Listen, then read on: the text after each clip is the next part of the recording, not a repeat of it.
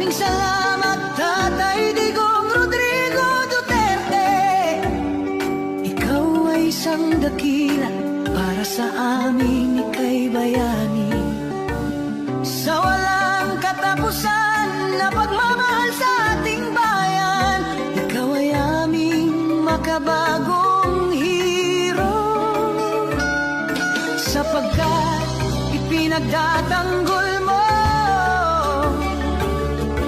ang mamamayang Pilipino, pagpapahinga